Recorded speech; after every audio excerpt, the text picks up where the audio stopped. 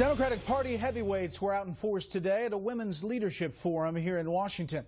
The event featured another scratch your head comment from Vice President Biden, a pep talk from President Obama, and what critics consider an economically tone-deaf approach from Hillary Clinton. Chief Washington correspondent James Rosen has the highlights.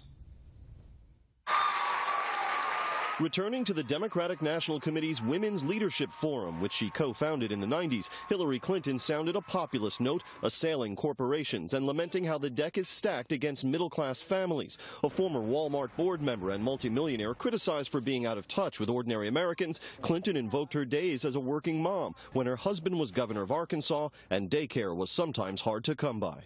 When I opened the door and saw my friend reading to Chelsea, who was clearly feeling better, my head and stomach stopped aching for the first time that day.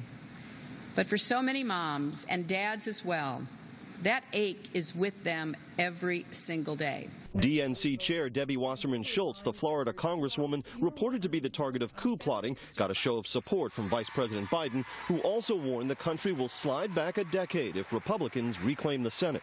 The president is a wonderful guy. He's my great personal friend. But right now we feel like, Horatio at the bridge or the little Dutchman at the dike. I mean, all we're able to do right now is stop bad things from happening.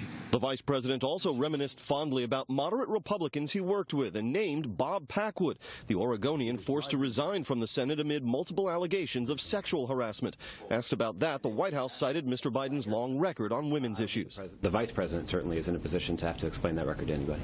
President Obama argued the country is better off than 6 years ago, with its best days still ahead. You know what gives me faith is we got a whole bunch of strong women who are ready to work for it and have faith.